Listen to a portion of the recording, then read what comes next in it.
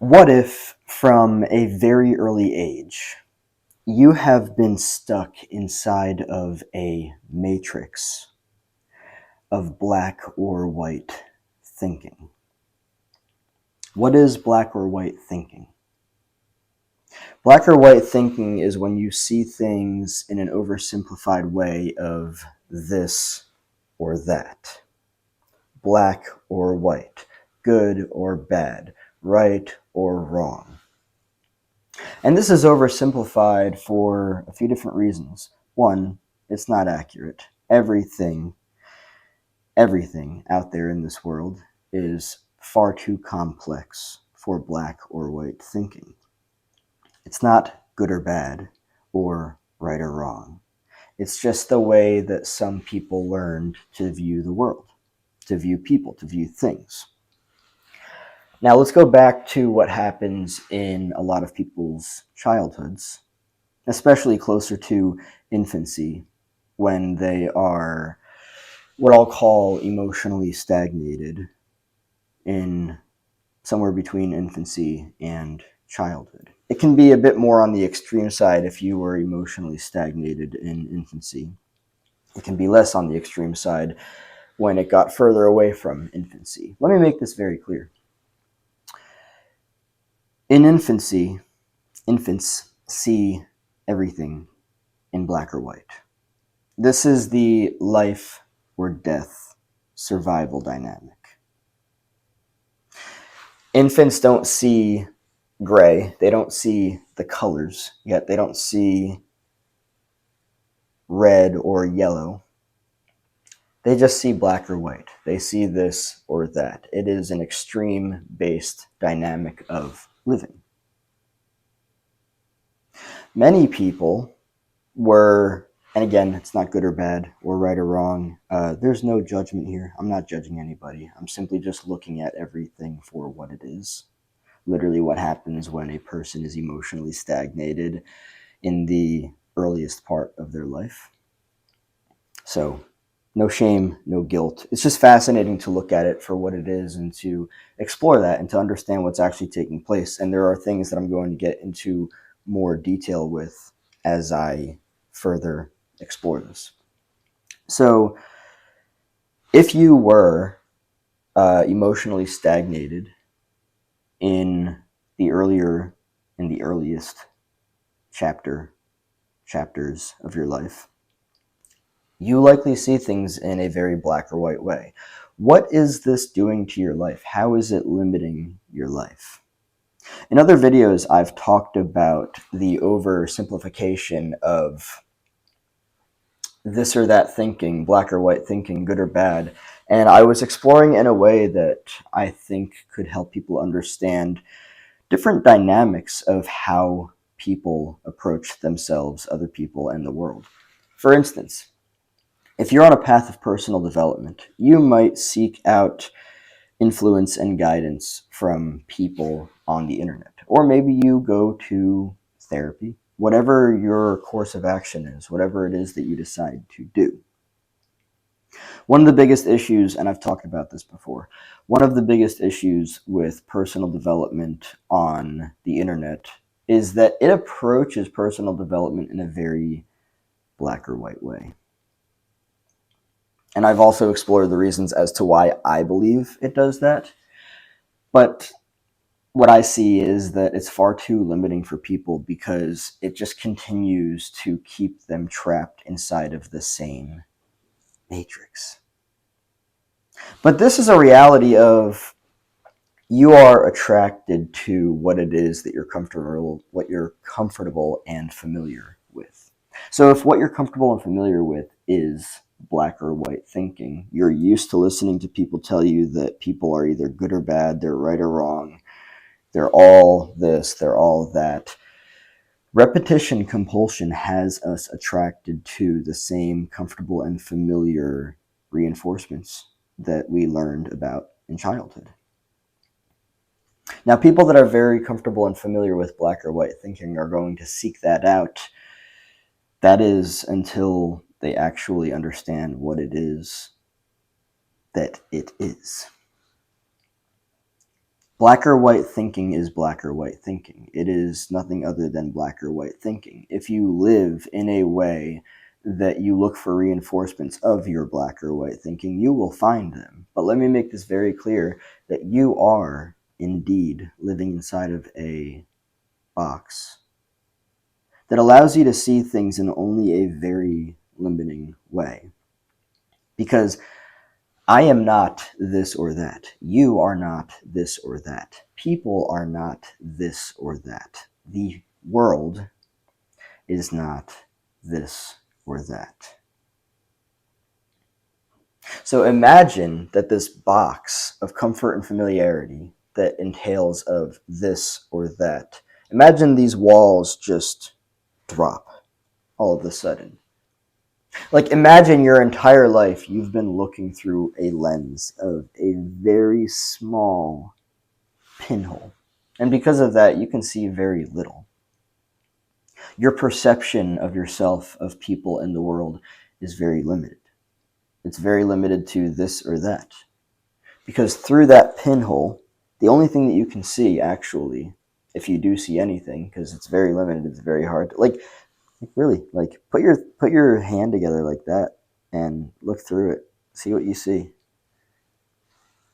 You don't really see a whole lot. You see a very limited amount based on that little hole that you see through. And so now, to understand this, imagine that was taken away from you and you were to see things in a much more complex manner. It's very fascinating. It really is.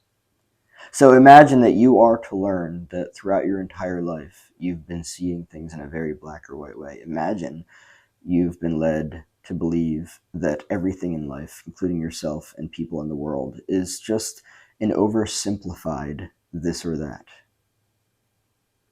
You're either strong or you're weak. I mean, just consider all of the opposing forces out there and apply them. You're either all good or you're all bad. That is a serious oversimplification of any given individual. People are not good or bad. People are people. Imagine all the things that you've not been able to see as a result of a limited way of perception. Imagine that. Imagine how you have evolved with black or white thinking.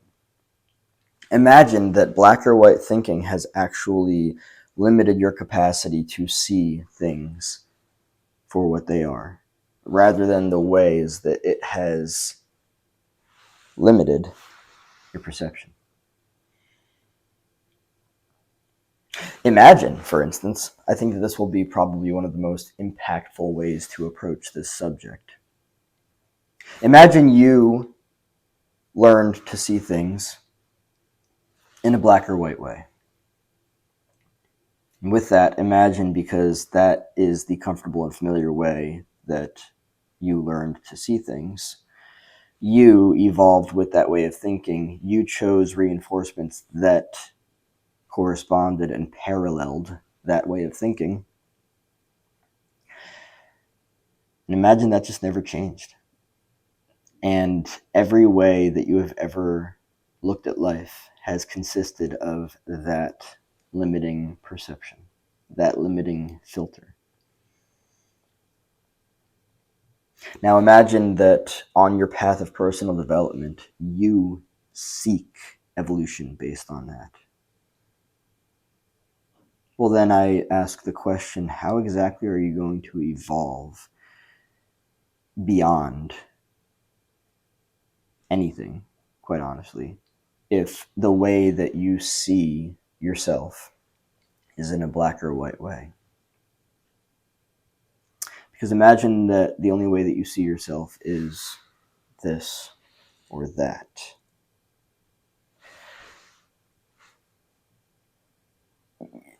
You're essentially just going to be bouncing off of both over and over again. Well, what if you were to discover that there's more than just this or that, more than just good or bad or right or wrong? What if you were to discover that there is this entire universe and world of complex, intricate, meaningful detail that you've been totally unaware of? What if what your actual desire is to discover yourself, but black or white thinking actually pulls you away from that? And something that I will leave everyone with here, it doesn't matter if you're a man or a woman, it's pretty much the same thing. For a long time, and you see it all over the internet, we've been conditioned through black or white thinking to believe that you're either a man or you're not. You're either a woman or you're not. This is the same matrix that I've been referencing this entire time. The oversimplification of self and identity through this lens of black or white thinking is, quite honestly, in my opinion, unfortunate. People that are very comfortable and familiar with black or white thinking will choose this as a reinforcement because it is comfortable and familiar to the gray walls of the box that they've been living inside of their entire life. What if I were to tell you that if you were to drop the black or white thinking, if you were to drop the idea that you've got to become this or that, well, that you've got to become a man, be this strong, tough, I don't know, whatever, the words that people use to entice you with this idea that you're either a man or you're nothing at all. You're a weak bitch. I don't know. I don't know. Whatever it is, whatever fear-mongering words they utilize to get you to believe that you're going to be nothing at all unless you are a man. You're either this little thing, this little idea, or you're this man, this grandiose man. All these words that are utilized. Understand that these words are utilized within the limiting matrix of black or white thinking. And then with that, allow your perception to expand. Allow these walls to drop, these walls that maybe you don't realize as you've been looking at them your entire life. They just lead you back to the same limiting space. They're comfortable and familiar. It's comfortable and familiar to believe that people are all good or all bad. It's comfortable and familiar to believe that you are all good or all bad. It becomes a defense mechanism. If I didn't make that clear already in this video, for a lot of people, black or white thinking is a defense mechanism, because if you see somebody as all good, which means that you have idealized them, and they do something to unintentionally hurt you, the defense mechanism becomes devaluation. So you had them on the pedestal and then you bring them down. Imagine if you were to drop the walls of that limiting matrix that you're stuck in and to realize, oh, wait a second, people are not good or bad. They're just people. They are flawed and they are imperfect, but they're also cool and awesome. The complexity of the reality of this entire universe is quite enticing if you open yourself up to it. Black or white thinking is rooted in